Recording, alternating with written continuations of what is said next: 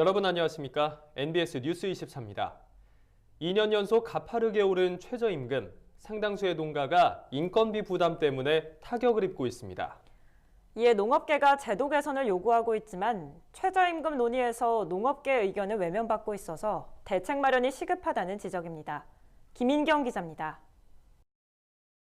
농업계는 최저임금위원회에 농업계 대표를 참여시키는 것을 비롯해 지역별, 업종별 최저임금 차등 적용, 외국인 근로자 수습제 도입 등을 촉구하고 있습니다. 농림축산식품부는 최근 고용노동부에 농업계 대표를 최저임금위의 사용자위원으로 임명해 줄 것을 제안했습니다. 하지만 고용노동부는 다른 산업과의 형평성이 맞지 않다며 난색을 표했습니다. 이에 앞서 중소벤처기업부 등 12개 부처는 지난 7월 소상공인 자영업자 지원 대책을 발표하면서 소상공인 관련 단체에 사용자위원 추천권을 주기로 했습니다. 이에 한국농업경영인 중앙연합회는 국회 정론관에서 기자회견을 열고 최저임금위의 사용자위원회 농업계 인사를 포함시켜달라고 주장했습니다. 김성찬 자유한국당 의원은 사용자위원 9명 중 1명을 농어업인 대표로 임명토록 하는 최저임금법 개정안을 대표 발의하고 김종애 민주평화당 의원도 비슷한 내용의 법안을 대표 발의하며 농업계의 주장에 힘을 실어주고 있습니다. 특히 김종애 의원이 발의한 법안에는 최저임금을 업종별로 차등 적용하는 내용이 들어 있습니다. 농업의 경우는 인건비와 별도로 숙박과 식사를 동시에 제공하고 있습니다. 그렇기 때문에 최저임금 인상에 따라서 숙박비와 식비를 임금에 포함시키지 않을 경우 대다수의 농가들은 인건비를 감당할 수 없습니다. 그렇기 때문에 최저임금을 업종별로 차등 적용해야 한다, 이렇게 생각합니다. 최저임금을 지역별, 업종별로 차등 적용하는 문제는 쉽지 않은 과제이지만 가능성은 열려 있는 것으로 보입니다. 홍남기 경제부총리 겸 기획재정부 장관은 국회 인사청문회에서 현장에서 작동하려면 어려움이 있다면서도 깊이 있는 연구를 거치고 필요하다면 국회와 상의해 옳은 방향을 찾아야 할 것이라고 밝혔습니다. 뿐만 아니라 외국인 근로자가 국내에서 관련 기술을 익히는 1, 2년의 수습 기간 동안 최저임금의 85%에서 90%만 지급하는 외국인 근로자 수습제 역시 별다른 진전이 없는 상황. 이에 농식품부 관계자는 최저임금 이슈와 관련해 농업계의 의견이 적극 반영되도록 농민단체와 함께 노력하겠다고 밝혔습니다. NBS 뉴스 김인경입니다. 농민들이 직접 키운 농산물로 만든 농업인 생산기업 제품의 판매가 꾸준히 늘고 있습니다. 올해 판매 실적은 333억 원으로 지난해에 비해 62%나 늘었는데요. 이 같은 성과에는 농협의 남다른 노력이 있었습니다. 최다혜 기자가 보도합니다. 경기도 안성시 금광면에 위치한 두레푸드 영농조합법인. 이곳은 지난 2013년 이 마을 주민 30여 명과 함께 세운 마을 기업입니다. 마을 주민들이 정성스럽게 직접 키운 쌀을 이용해 떡을 만들고 있습니다. 이곳에서 판매하는 떡 종류는 일반 떡국떡과 가래떡을 비롯한 현미떡국떡, 단호박 가래떡. 안성 지역에서 직접 키운 쌀을 이용하는데 쌀을 벼 상태로 보관했다가 필요할 때마다 백미로 도정하는 것이 특징입니다. 이것이 사실은 저희 마을에 그 벼창고에 있었어요. 벼창고를 활용을 해가지고 그 소득 증대를 한번 해보자, 판로 확대를 해보자, 이런 차원에서 저희가 시작을 하게 된 거고요. 고소한 향이 코끝을 찌르는 진한 들기름과 참기름도 인기. 마을 주민들이 직접 재배한 들깨와 참깨로 직접 짜는데 입소문을 타고 전국에서 주문이 쇄도하고 있습니다. 저희 마을 기업에서 작년 대비 매출이 한 10억 원 이상으로 올랐다고 저희도 알고 있는데 저희가 생산한 농산물 가지고 이렇게 좋은 제품으로 소비자들에게 이렇게 좋은 반응을 보인다는 것이 굉장히 마을 주민으로서 굉장히 자부심도 느끼고. 안성의 두레푸드 영농조합법인처럼 농업인이 직접 생산 제조하는 농업인 생산기업이 만든 제품은 올해 좋은 판매 성과를 나타냈습니다. 강원도의 양양 오색환과 농업회사법인은 올해 22억 원을 달성하며 가장 높은 판매고를 보였고 충북 청주시의 충북사슴 영농조합법인은 17억 5천만 원, 경기 포천시의 신궁 전통한과는 10억 원이 넘는 매출을 달성했습니다. 이 같은 농업인 생산기업의 높은 판매 실적은 김병원 농협중앙회 회장 취임 이후 중점 추진한 농업인 기업 경쟁력 강화를 위한 노력이 판매 신장으로 서서히 나타나고 있다는 분석입니다. 농협중앙회에서 하는 정책이 아니었다라고 한다면 그 지역 상품으로서 머무를 수밖에 없었던 그런 한계가 아마 있었을 겁니다. 그 거점 농협을 하나 소개를 시킨 그 6차 산업에 한해서 수원 하나로 클럽에 저희가 입점을 하게 되면서 많은 분들한테 사랑을 받게 된 거죠. 농협 하나로마트에 납품하는 농업인 생산 기업 수는 지난해 267개에서 올해 309개로 증가했고, 같은 기간 상품 수도 2,594개에서 3,156개로 562개나 늘었습니다. 또한 전국 50개 주요 하나로마트의 농업인 기업 제품 전용 매대를 운영하는 한편 6차 산업 체험관을 운영해 고객들이 직접 제품을 맛볼 수 있도록 했습니다. 특히 선물 수요가 많은 설날과 추석에는 다양한 형태의 선물 세트를 만들어 집중 홍보. 올해 설날에는 20개 품목의 선물 세트를 제작 판매해 62억 3,100만 원어치를 판매하는 성과를 거뒀습니다. 농협은 소비자들에게 농업인 기업 제품의 우수성을 알려 인지도를 높이고 판매를 늘릴 수 있도록 다양한 방안을 지속적으로 추진해 나갈 방침이라고 강조했습니다. MBS 뉴스 최다희입니다. 딸기는 쉽게 물러지는 특성 때문에 수출이 쉽지 않은 과일 중에 하나인데요. 최근 딸기의 품질과 저장성을 높여주는 전용 패키지 기술이 개발돼 우리 수출길에도 청신호가 켜졌습니다. 보도에 신건 기자입니다. 농촌진흥청은 최근 딸기 전용 패키지 기술을 접목한 딸기 2톤을 인도네시아에 수출했습니다. 딸기 전용 패키지 기술은 농진청이 최근 5년 사이 개발한 기술들을 하나의 공정 과정으로 묶은 것으로 크게 재배와 선별, 저장 기술로 구성되어 있습니다. 재배 단계의 기술인 생육 환경 최적화 기술은 시설 하우스에서 재배하는 수출용 딸기를 대상으로 빛과 온도, 습도, 이산화탄소, 양액 공급량 등의 최저값을 제시하게 되는데 이 과정에서 연료비는 30% 절감되고 생산성과 품질은 높아진 것으로 나타났습니다. 선별 단계의 기술인 수출용 딸기 선별기는 기존의 당도와 중량을 기준으로 사람이 딸기를 선별했던 것과는 달리 디지털 카메라로 모양과 색상을 분석해 수출에 적합한 딸기를 골라줍니다. 우리가 수출을 하다 보면은 이 기형가 선별하는 데서 사람 손으로 하니까 기형가가 많이 들어가고 또 딸기 품질이 일정하지가 않아가지고 하는데 저 선별기로 하니까 기형가 다 빠지고 딸기 품질이 똑같은 품질만 수출을 하니까 프레임이 지금 안 걸립니다, 이제. 또 저장 기술로는 펠릿 MA 포장을 통해 딸기의 저장 기간을 기존보다 30에서 40% 늘려 수출 국가에 적합한 딸기의 상태를 유지할 수 있게 됐습니다. MA 포장은 포장 내부의 산소와 이산화탄소 농도를 적정하게 유지하는 것으로 딸기의 색 변화와 당도 감소를 늦추고 곰팡이 발생을 억제하는 효과가 있습니다.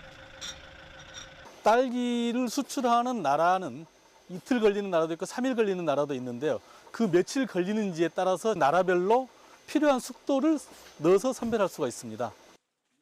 농진청은 이번 기술이 딸기의 수출 증대와 농촌 노동력 부족 현상 해소에 기여할 것으로 보고 기술을 점차 발전, 확대해 간다는 방침입니다. 딸기 수출이 확대되기 위해서는 가장 중요한 것은 이제 신선도 유지가 돼야 됩니다. 앞으로 우리는 생산에서부터 수확후 관리 기술까지 기술 지원을 통해서 수출이 확대되도록 노력하겠습니다. 우리 딸기를 외국에서도 신선하게 먹을 수 있는 기술이 개발된 만큼 국산 딸기의 우수성이 세계에 알려질 날도 머지않아 보입니다. MBS 뉴스 신건입니다. 얼마 전 저희 뉴스를 통해 농협이 내년부터 경제형 이항기 보급에 나설 예정이라는 리포트 전해드렸는데요. 농협은 경제형 이항기 공급업체로 국제종합기계와 동양물산 기업을 선정했습니다. 최서영 기자의 보도입니다. 농협이 내년부터 보급하는 경제형 이항기는 주요 성능 가운데 필수 기능은 강화하고 사용 빈도가 적은 보조 기능은 최대한 축소해 가격을 기존보다 10% 이상 낮춘 제품입니다. 농가들이 많이 쓰지 않는 기능은 빼고 농협이 저렴하게 공급함으로써 농가 경영비 절감에 도움이 될 것으로 전망됩니다. 승용 6조 디젤 양기고요. 기존 제품보다 저희가 가격 한 10% 인하를 할 거고요. 그다음에 성능은 기존 제품이랑 변동이 없고요. 부속 자국기도 다 붙어있는 제품으로 이렇게 공급할 예정입니다. 농협은 농기계 업체를 대상으로 경제형 이항기 구매 입찰을 진행한 결과 국제종합기계와 동양물산기업을 선정했습니다.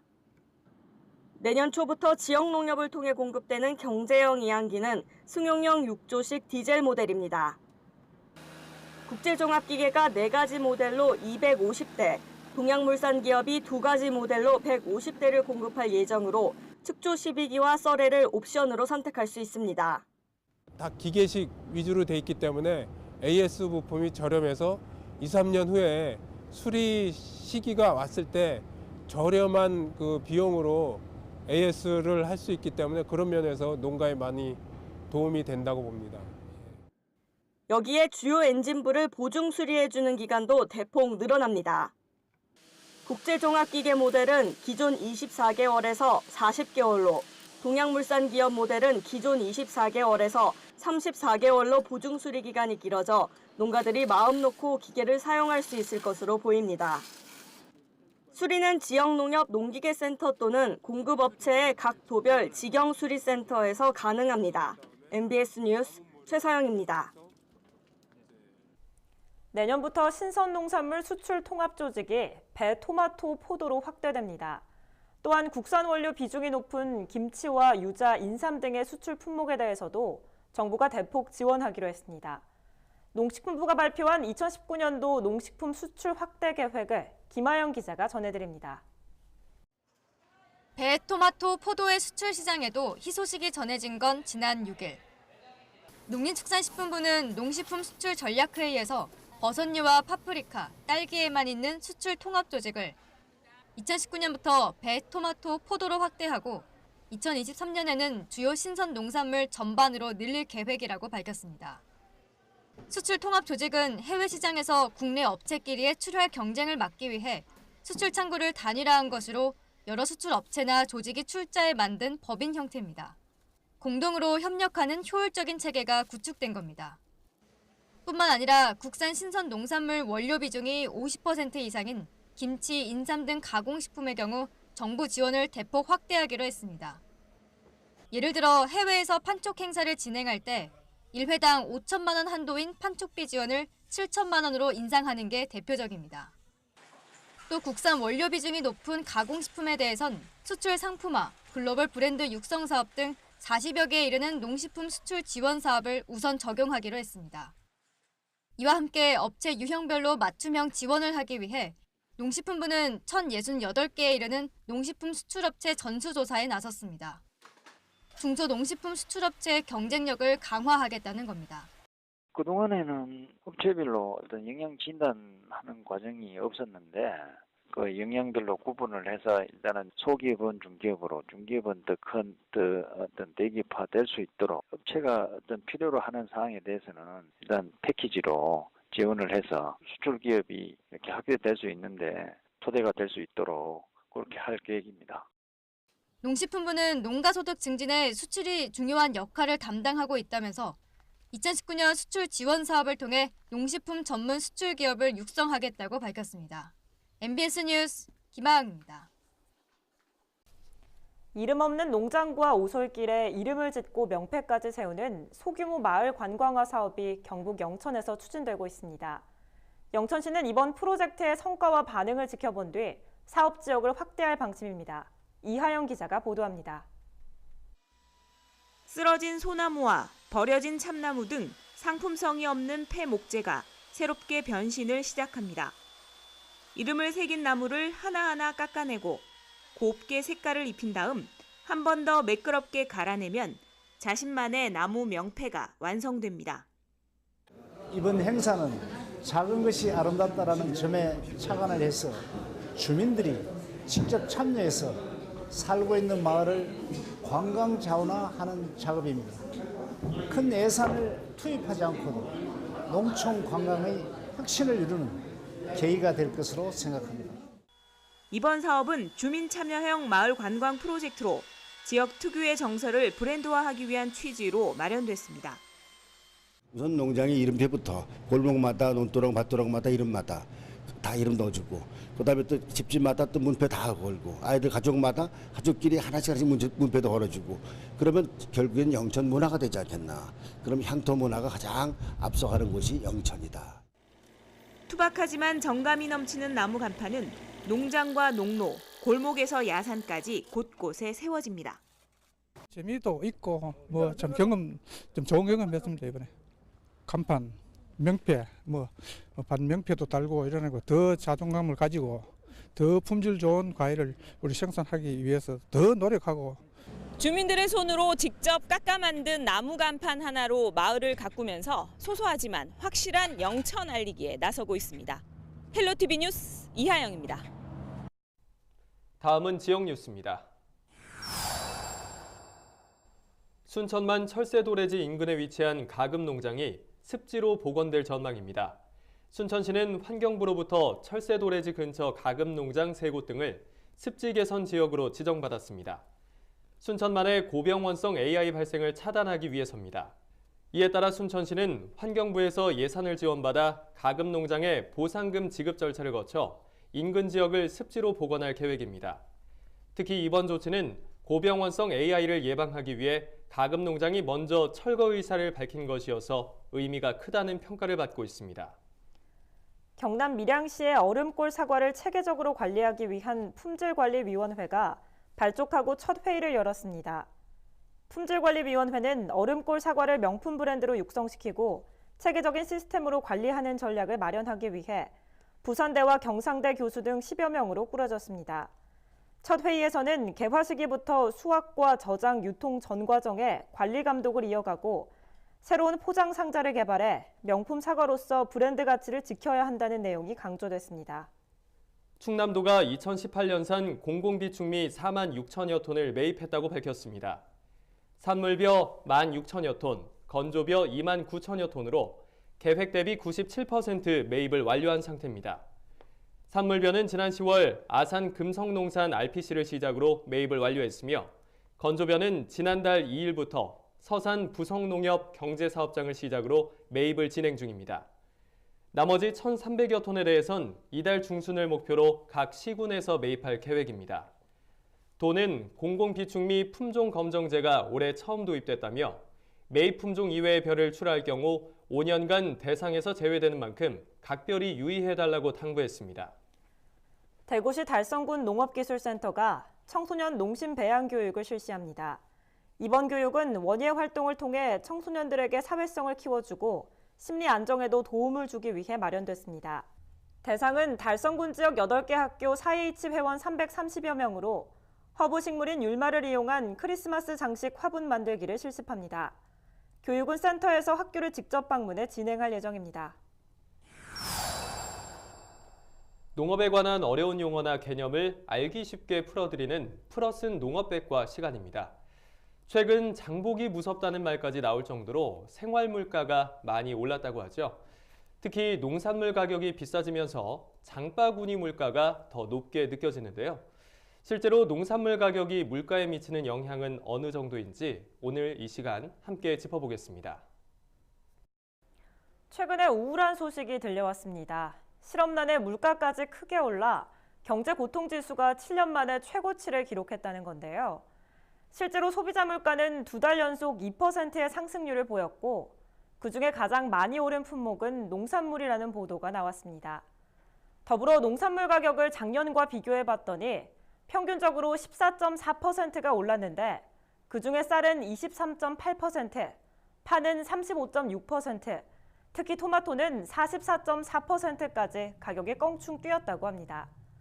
상황이 이렇다 보니 농산물 가격 폭등에 가계 부담이 커졌고 물가 관리에 비상이 걸렸다는 내용의 기사가 연일 나오고 있는데요. 그런데 정말로 농산물이 물가 상승의 주범일까요? 우리나라의 대표적인 물가지수는 통계청이 1965년부터 매달 발표하는 소비자 물가지수입니다. 전체 가구의 소비 지출액 중 10,000분의 1 이상을 차지하는 460개 품목에 각기 다른 가중치를 적용해서 평균값을 내는 건데요. 농축산물의 품목일 경우 가중치가 66원입니다. 한 가정이 1,000원어치의 소비 지출을 할 때 57개 품목의 농축산물을 구매하는데 총 66원을 사용한다는 얘긴데요. 농축산물 중 가중치가 가장 높은 편인 쌀만 따져보면 5.2원, 휴대폰 요금이 38.3원이고 휘발유 값이 25.1원인 것과 비교하면 상대적으로 훨씬 적은 가격인 거죠. 한 가지 더 예를 들어볼까요? 우리나라 4인 가구가 배추를 사는 데 쓰는 비용이 월 평균 4,500원, 요즘 커피 한 잔의 가격과 비슷한 수준인 걸 감안하면 절대 비싼 가격은 아니겠죠. 이런데도 왜 유독 물가를 따질 때 농산물 가격 상승에만 민감한 걸까요? 농산물 값이 아무리 올라도 안 먹을 수가 없고 또 다른 품목들에 비해 자주 구입하기 때문에 소비자들의 체감 물가는 더욱 높아집니다. 또 소비자 물가는 1개월 또는 1년 전처럼 사전에 정한 기준 시점과 비교하는 반면 체감 물가는 가격이 가장 저렴했던 때나 최근의 구입 시기와 비교하는 경향이 있는데요. 작년에 2,000원 하던 시금치의 가격이 500원으로 폭락했다가 다시 1,000원으로 반등한 상황이라고 했을 때 소비자 물가는 1년 전과 비교해 반값이 됐지만 체감 물가는 최근 가격인 500원에 비해서는 2배나 오르게 된 겁니다. 1년 전에 비해 제값을 못 받는데도 가격이 올랐다는 오해를 받는 농민들로서는 억울한 일이 아닐 수 없는데요. 설상가상으로 농산물 가격이 많이 올랐다며 소비자들이 외면하고 또 정부가 외국산으로 부족분을 대체해 가격을 낮출 경우 농민들에게 돌아가는 이익은 더욱 줄어들게 됩니다. 현재 농가소득은 도시가구 소득 대비 60%가 채 되지 않는 상황으로 농촌이 위기라는 말이 나오는 이유입니다. 소비자들이 더 저렴한 가격에 신선한 농산물을 구입하기 위해서는 농민들의 생계 걱정 없이 마음 편하게 농사를 지을 수 있는 환경부터 만들어가야 하지 않을까요? 지금까지 풀어쓴 농업백과였습니다. 저희가 준비한 소식은 여기까지입니다. NBS 뉴스 24 마칩니다. 함께해 주신 여러분 고맙습니다.